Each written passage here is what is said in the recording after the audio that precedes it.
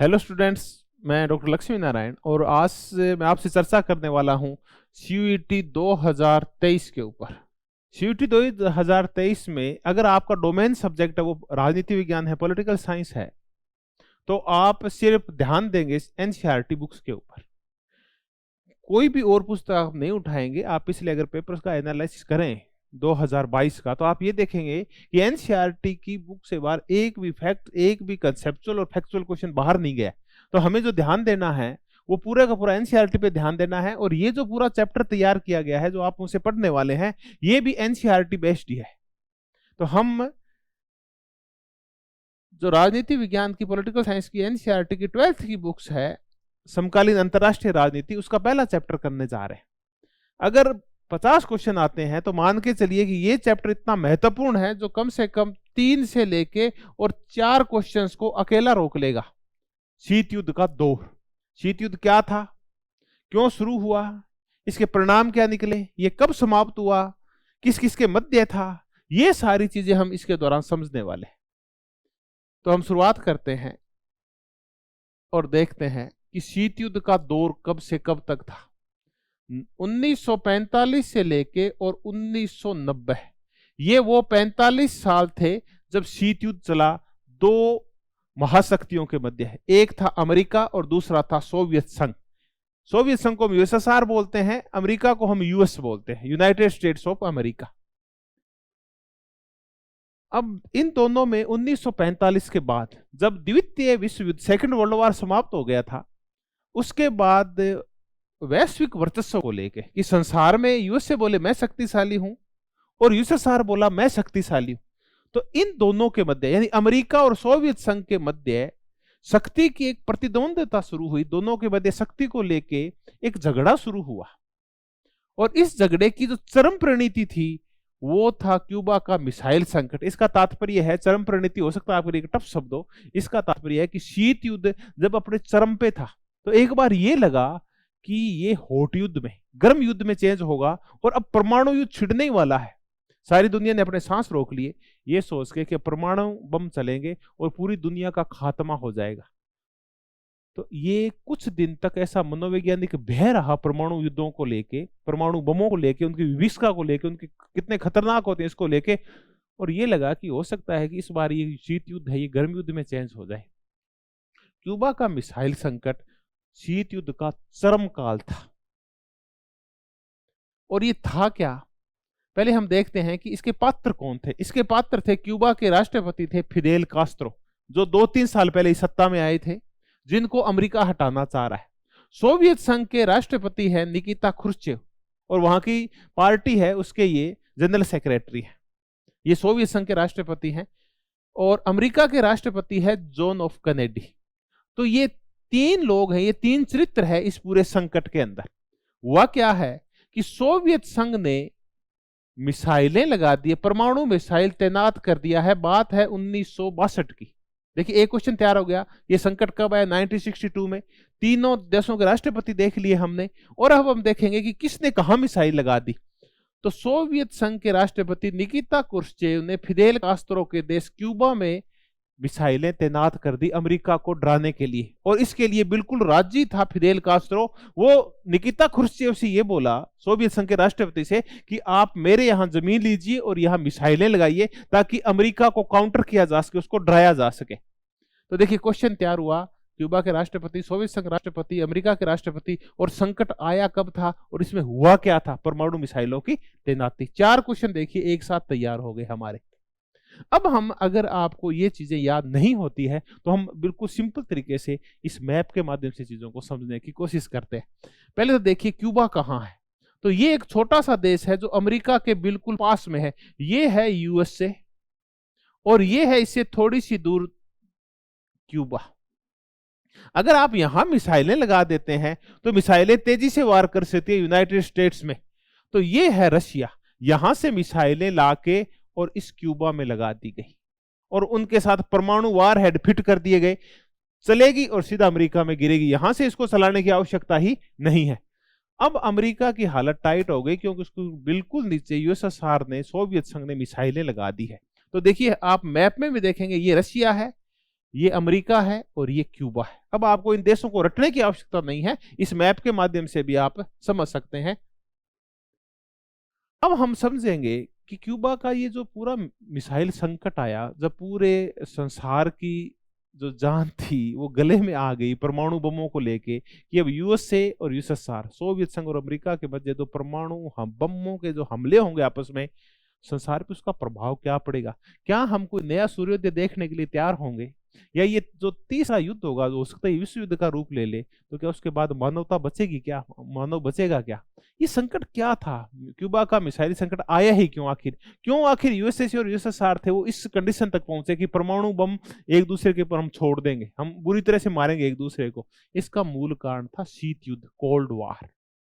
अब हम पहले ये देखते हैं कि शीत युद्ध था क्या। देखिए, दो पावर ब्लॉक्स हैं, दो वो शक्ति के केंद्र हैं, एक है अमेरिका, दूसरा है सोवियत संघ।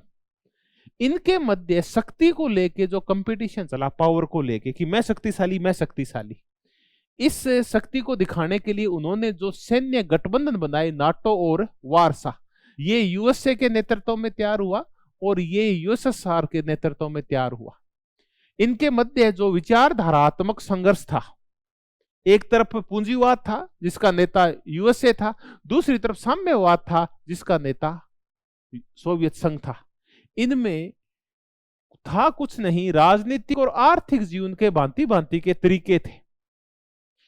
अमेरिका की आर्थिक प्रणाली, अमेरिका की राजनीतिक प्रणाली अलग प्रकार की थी और सोवियत संघ की राजनीतिक और आर्थिक प्रणाली अलग प्रकार की थी। वहां की सरकारें हैं, अमेरिका की सरकारें ये लोकतांत्रिक तरीके से चुनी जाती थी, सोवियत संघ का राष्ट्रपति और तरीके से चुना जाता था। बस यही कुछ मूल झगड़े थे आर्थिक और राजनीतिक प्रणालियों और विचारधाराओं को लेके।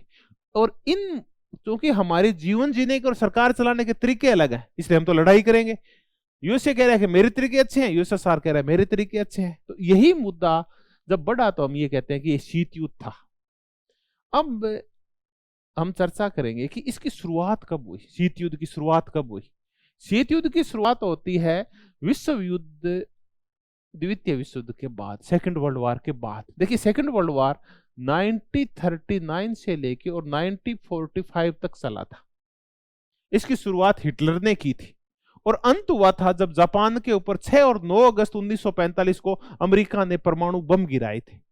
तो सितंबर 1939 से लेके और दिसंबर 1945 तक ये 6-7 साल तक युद्ध चला था, पूरा युद्ध, जिसको हम सेकंड वर्ल्ड वार कहते हैं। इस सेकंड वर्ल्ड वार में ये एक तरफ थे, ये सारे, इनको हम मित्र राष्ट्र बोलते हैं। इसमें अमेरिका है, सोवियत संघ है, ब्रिटेन है और फ्रांस है। दूसरी तरफ थे धुरी, धुरी बोलते हैं तीन को, ये थे जापान, जर्मनी और इटली। तो एक तरफ धुरी राष्ट्र हो गए, एक तरफ मित्र राष्ट्र हो गए। इन दोनों धुरियों के मध्य, इन दो के मध्य पूरा विश्व युद्ध हुआ, पूरा संसार उसी के हिसाब से बंट गया था। हम देखें भारत किसकी साइड था, तो देखिए भारत उस समय अमेरिका, इसका सॉरी ब्रिटेन का गुलाम था। तो स्वाभाविक है कि भारत उस टाइम यूके के साथ था। अगर हम हमारे स्वतंत्रता सेनानियों को छोड़ दें और अगर हम वैचारिक वो उसके हिसाब से देखें कि सत्ता का केंद्र है वो तो यूके के पास है, वैधानिक शक्ति तो यूके के पास है, तब ऐसे में भारत तो था वो यूके के साथ था और हम इनकी खिलाफत कर रहे थे। तो ये शीत युद्ध था जो सेकंड वर्ल्ड वार के बाद शक्ति को लेके शुरू हुआ था। देखिए होता क्या है, ये दो देश जो 39 से लेके 45 तक मित्र थे, 45 के बाद दोनों की मित्रता समाप्त हो गई। यूके और यूएसए सुपर पावर के रूप में, महाशक्तियों के रूप में इनका पतन हो गया और पूरे संसार में एक नए ही प्रकार की प्रतियोगिता उभर आई। नए ही दो देश उभर आए जो कह रहे थे अब यूरोप का टाइम चला गया है, अब टाइम आ गया है अमेरिका का और सोवियत संघ का। और फिर इन दोनों ही दोस्तों के मध्य 45 साल तक जो प्रतिद्वंदता चली, जो कंपटीशन चला विभिन्न मोर्चों के ऊपर लेके एक दूसरे को हराने का, एक दूसरे को नीचा दिखाने का, उसको हम बोलते हैं शीत युद्ध।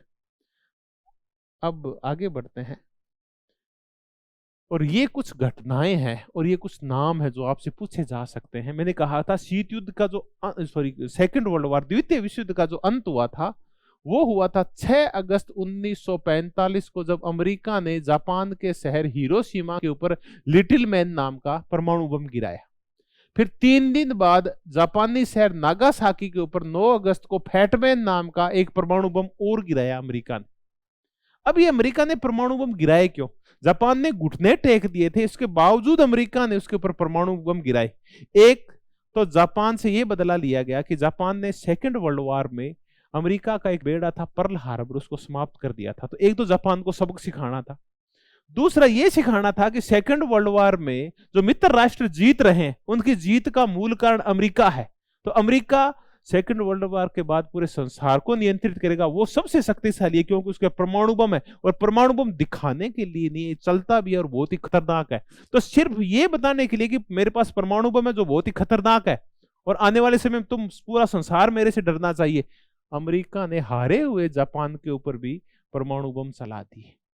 तो यहां से अमेरिका ने कहा कि इस संसार के ऊपर दादागिरी करेगा, पूरे पे वो करेगा। और इसी दादागिरी को लेके ही फिर कंपटीशन शुरू हो गया यूएसएसआर और यूएसए के मध्य। ये तो कह रहा है मैं दादा हूं और ये कह रहा है मैं दादा हूं। उसी दादागिरी को लेके दोनों के मध्य 45 साल तक झगड़े होते रहे और पूरा संसार 2 ब्लॉक्स में बंट गया था। यही शीत युद्ध था। अब कौन सा यूएसएसआर कौन सा पीछे रहने वाला था? अगर यूएसए के पास परमाणु बम है तो यूएसएसआर ने भी 1949 में परमाणु बम बना लिए, और उसके बाद ब्रिटेन ने बना लिया, फ्रांस ने बना लिया, चीन ने बना लिया, और 74 तक आते आते भारत ने भी परमाणु बम बना लिया। तो हम देख रहे हैं कि परमाणु बम भी शक्ति का एक आधार होते हैं।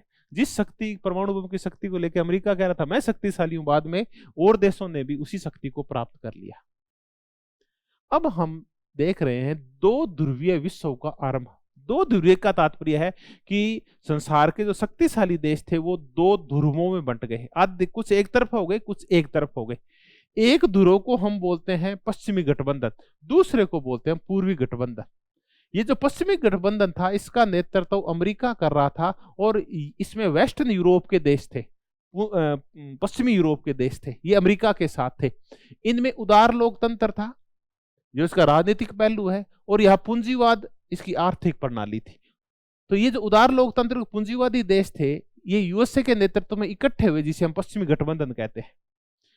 इन देशों ने अपनी सुरक्षा के लिए 1949 अप्रैल में एक सैन्य संगठन खड़ा किया, नाटो। इस नाटो में शुरुआत में 12 राज्य थे जब यह बना था 1949 में, और वर्तमान में इनकी संख्या बढ़कर 30 हो चुकी है। नॉर्थ अटलांटिक ट्रीटी ऑर्गेनाइजेशन, यानी वो ये देश हैं जो नॉर्थ अटलांटिक महासागर के दोनों ओर पड़ते हैं। हाल ही में जो हम देख रहे हैं रूस और यूक्रेन के मध्य भी जो युद्ध हो रहा है वो इसी नाटो की सदस्यता को लेकर हो रहा है। यूक्रेन नाटो का सदस्य बनना चाह रहा है, रूस कह रहा है तेरे को बनना नहीं है। जब यूक्रेन ने रूस की बात नहीं मानी तो रूस ने यूक्रेन पे हमला कर दिया। यहाँ के राष्ट्रपति पुतिन ने हमला कर दिया यूक्रेन के ऊपर। पिछले 1 साल से यही झगड़ा चल रहा है, वो नाटो को लेके ही है। स्वीडन और फिनलैंड भी ये कह रहे हैं कि पहले हम नाटो के सदस्य नहीं थे, लेकिन अब पिछले 1 साल से जब से रूस ने यूक्रेन पे हमला किया है इनको भी डर बैठ गया है, क्योंकि ये भी रूस से बिल्कुल पड़ोसी देश हैं। अगर रूस ने कल को इन पे हमला कर दिया तो ये अपनी सुरक्षा के लिए अमेरिका के नेतृत्व में चलने वाले एक सैन्य गुट नाटो में शामिल होना चाहते हैं। तो देखिए हम शुरुआत से लेके अब तक सारी चर्चा कर चुके हैं नाटो की। हालांकि अब शीत युद्ध नहीं है, उसके बावजूद भी नाटो आज बना हुआ है। अब हम देखते हैं कि पूर्वी गठबंधन में कौन थे। पूर्वी गठबंधन साम्यवादी राजनीतिक प्रणाली है और समाजवाद इनका आर्थिक पहलू है। इसमें निजी पूंजी नहीं होती, अमीर गरीब का भेद नहीं होता, सभी लोगों की मूलभूत आवश्यकताएं पूरी की जाती है। ऐसी राजनीतिक और आर्थिक व्यवस्था इन देशों के पास है, क्योंकि इसमें पूर्वी यूरोप के देश थे। और अगर हम वैश्विक मैप पे देखेंगे थोड़ी देर में तो आप देखेंगे कि एक तरफ पूर्वी के देश हैं, एक तरफ पश्चिम के देश हैं। पूर्वी यूरोप और पश्चिमी यूरोप ये बंट गए थे आपस में। इनका नेतृत्व सोवियत संघ कर रहा था। इन देशों ने मिलकर 1955 में नाटो की खिलाफत करने के लिए एक सैन्य गठबंधन बनाया जिसका नाम वारसा था। और ये वारसा अब नहीं है। जैसे 1991 में शीत युद्ध का अंत हुआ, सोवियत संघ टूट गया, उसके बाद वारसा भी समाप्त हो गया। लेकिन दोस्तों नाटो आज भी काम कर रहा है और इसकी सदस्य संख्या 30 है और इसकी सदस्य संख्या बढ़ती ही जा रही है। अब हम पावर ब्लॉक्स का उदय जो हुआ उसको देखते हैं। पश्चिमी गठबंधन में क्या था, यूएसए ने क्या किया, उसने कुछ और सैन्य गठबंधन बनाए, सीटो बनाया, दक्षिणी पूर्वी एशिया संधि संगठन, South East Asia treaty organisation. ये जो भारत के, जब हम पूर्व में जो देश देखते हैं जिनको आजकल आसियान देश बोलते हैं, इन देशों के लिए यह संगठन तैयार किया गया था। अमेरिका ने इन देशों को कहा कि मैं आपकी रक्षा करूंगा। सेंटो यानी मीटोस, सेंट्रल ट्रीटी ऑर्गेनाइजेशन या मिडिल ईस्ट, मिडिल ईस्ट में आते हैं अरब देश और उत्तरी अफ्रीका के देश। यहां एक ये वाला संगठन तैयार किया गया, पाकिस्तान भी इसका सदस्य बन गया था।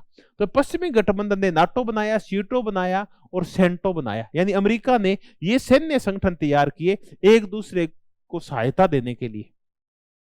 पूर्वी गठबंधन, इसने उत्तर से घनिष्ठ संबंध रखे, इसने वियतनाम और नॉर्थ कोरिया और इराक से दोस्ती कर ली, यानी इसने भी उन देशों में जो इन क्षेत्रों में पड़ते हैं अपने अपने दोस्त तैयार कर लिए, वियतनाम को, नॉर्थ कोरिया को और इराक को। 1969 में चीन और यूएसएसआर के बीच क्षेत्रीय विवाद को लेकर एक संक्षिप्त युद्ध हुआ। देखिए ये बड़ा महत्वपूर्ण युद्ध है जो 1969 में हुआ था। ये महत्वपूर्ण फैक्ट इसलिए है कि चीन और यूएसएसआर दोनों ही समाजवादी साम्यवादी देश हैं। उसके बावजूद दोनों में एक उसूरी घाटी को लेकर 1969 में आपस में झगड़ा हो गया था।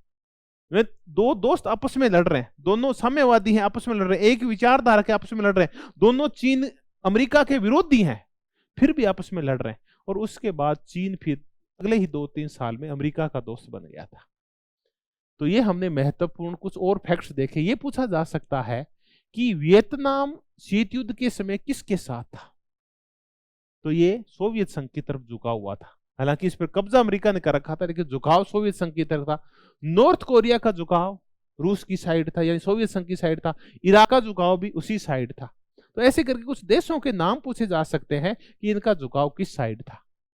अब हम पावर ब्लॉक्स हैं उनको बांट लेते हैं। देखिए जो लाल वाले हैं, क्योंकि मार्क्स ने हिंसक क्रांति की चर्चा की थी, इसे जो देश समाजवादी साम्यवादी होते हैं उन देशों के झंडे का रंग भी लाल होता है। तो देखिए बिल्कुल हमने वो लाल ही रंग रखा है इस मैप में भी।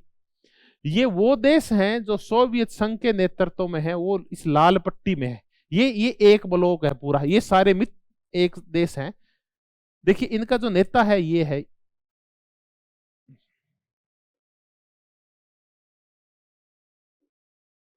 इनका नेता है वो है यूएसएसआर। अब इसके और दोस्त कौन है? इसका एक दोस्त है पोलैंड। इस पोलैंड की राजधानी है वारसा। अभी हम जो वारसा पैक्ट पढ़ रहे थे वो समझौता यही हुआ था वारसा के अंदर। तो एक यूएसएसआर तो इनका नेता है, पोलैंड है, एक ईस्ट जर्मनी है, पूर्वी जर्मनी है, एक चेकोस्लोवाकिया है, उसके बाद हंगरी है, उसके बाद रोमानिया है, उसके बाद बुल्गारिया है, ऐसे करके। और ये 7-8 देशों का एक समूह है जिसको हम पूर्वी ब्लॉक बोलते हैं। ये देखिए अगर हम मैं ये लाइन डाल दूं तो ये है ईस्ट और ये है वेस्ट, तो ये है पूर्वी ब्लॉक। आप देखिए क्वेश्चन यहां से क्या आता है, ये पूछा जाता है कि कौन सा देश पूर्वी ब्लॉक में था या कौन सा नहीं था। तो आपको इन देशों के नाम याद रखने पड़ेंगे। आपको पूर्वी जर्मनी का, चेकोस्लोवाकिया का, पोलैंड का, हंगरी का, रोमानिया का, बुल्गारिया का, इनके नाम याद रखने पड़ेंगे। लेकिन पूर्वी यूरोप में एक देश देखिए यूगोस्लाविया है। ये ध्यान रखें, ये न तो इस साइड है न ही इस साइड है, बल्कि ये बोला मैं तो दोनों के साइड नहीं हूं, मैं तो नॉन अलाइनमेंट में जाऊंगा, मैं तो भारत और हम अपना अलग ही एक गुट बनाएंगे, हम किसी के साथ नहीं जाएंगे। ऐसा देश था यूरोपियन देश यूगोस्लाविया, जो कि साम्यवादी था, बिल्कुल वैसा ही था जैसा सोवियत संघ है, उसके बावजूद वो किसी के साथ नहीं गया। ऐसा देश यूगोस्लाविया था। तो देखिए इन देशों के साथ अपने को यूगोस्लाविया इसलिए याद रखना पड़ेगा कि ये न तो सोवियत संघ के साथ है नहीं अमेरिका के साथ है, बल्कि ये गुट निरपेक्ष देशों में शामिल हो गया। अब ये वो देश हैं जो अमेरिका के साथ थे। कौन थे? तो ब्रिटेन, उसके बाद देखिए, उसके बाद फ्रांस, स्पेन, पुर्तगाल, उसके बाद ये बेल्जियम, ये सारे देश वो हैं जो अमेरिका के साथ थे। तो इन देशों के भी नाम जो वेस्टर्न कंट्रीज थे, वेस्टर्न यूरोप के कंट्रीज, वो भी अमेरिका के साथ थे। इनको भी आपका नाम याद रखना पड़ेगा कि अमेरिका के साथ कौन था और सोवियत संघ के साथ कौन था। यूगोस्लाविया दोनों में से किसी के साथ नहीं था, ये भी आपको याद रखना पड़ेगा। अब हम ये जो मैप है इसमें देखिए आपको संसार में 3 प्रकार से बांटा हुआ है, first world, second world, third world. अब हम समझते हैं कि फर्स्ट वर्ल्ड क्या होता है। वो देश जो आपको ये दिखाई दे रहे हैं, ये जो पीले पीले, ये विकसित देश है, पूंजीपति देश है, अमीर देश है, और यहां उदार लोकतंत्र मिलता है। इन देशों को फर्स्ट वर्ल्ड के देश कहा जाता है। जिन देशों में समाजवाद था, साम्यवाद था, जहां मजदूरों की सरकारें थी, उन देशों को देखो, ये लाल रंग वाले हैं, मार्क्सवादी टाइप देश कह लीजिए, इनको सेकंड वर्ल्ड कहा जाता है। और तीसरे वो थे जो गरीब देश थे, विकासशील देश थे, जो पहले गुलाम थे और बाद में स्वतंत्र हुए थे, जैसे भारत है, श्रीलंका है, अफ्रीकन देश हैं सारे के सारे, और ये वाले देश, ये और ये वाले देश, यानी ये लैटिन अमेरिका और कैरेबियन खाड़ी के देश। तो ये देखिए, ये सारे हैं जो हरे वाले हैं, ये थर्ड वर्ल्ड कहलाते हैं, इनको आजकल विकासशील देश बोलते हैं, ये तृतीय विश्व में शामिल है। तो पूरा संसार 3 भागों में बंटा हुआ था। ये जो वेस्टर्न कंट्रीज है, ये अमेरिका के साथ, ये थे सोवियत संघ के साथ, और अधिकांश जो देश हैं थर्ड वर्ल्ड के, वो नॉन अलाइनमेंट में शामिल है आजकल, और थोड़ा देर पहले भी नॉन अलाइनमेंट था। तो भारत कहाँ आता है? भारत फर्स्ट और सेकंड वर्ल्ड की बजाय कौन से वर्ल्ड में आता है? थर्ड वर्ल्ड में आता है। अब और आगे थोड़ी सी चीजों को समझते हैं कि छोटे देश हैं, महाशक्तियां उनके ऊपर कब्जा क्यों करना चाहती थी। अमेरिका क्यों चाह रहा था कि छोटे से देश मेरे साथ आ जाए, और सोवियत संघ क्यों चाह रहा था कि छोटे देश मेरे साथ आए? ये भी क्वेश्चन पूछा जा सकता है। तो ये इसलिए जरूरी था क्योंकि इन छोटे देशों के पास तेल है, इनके पास भूक्षेत्र है, जहां ये अमेरिका और सोवियत संघ अपनी सेनाएं, अपने बम, अपनी मिसाइलें तैनात कर सकते हैं। यहाँ सैनिक ठिकाने बनाए जा सकते हैं, एक दूसरे की जासूसी की जा सकती है, और यहां तक कि ये आर्थिक मदद भी करते हैं। कल को इनको हथियार बेचे जा सकते हैं, इनको सामान भी बेचा जा सकता है। तो ये कुछ ऐसे कारण थे जिनकी वजह से अमेरिका और सोवियत संघ छोटे छोटे देशों को अपने साथ लाना चाह रहे थे अपने फायदे के लिए। तो ये प्रकार के फायदे उठाए जा सकते हैं। ये पूछा जा सकता है कि इन छोटे देशों को क्यों लिया, तो हमने ये फायदे देखे। तो ये हमने शीत युद्ध के कुछ बड़ी बड़ी घटनाएं की कि इस दौरान हुआ क्या था, क्वेश्चन क्या आ सकते हैं, ये हमने महत्वपूर्ण बिंदुओं पर चर्चा की। नेक्स्ट क्लास में मिलेंगे तो शीत युद्ध से रिलेटेड कुछ और टॉपिक्स हैं, कुछ और महत्वपूर्ण फैक्ट्स हैं, उनकी हम चर्चा करेंगे। Thank you very much.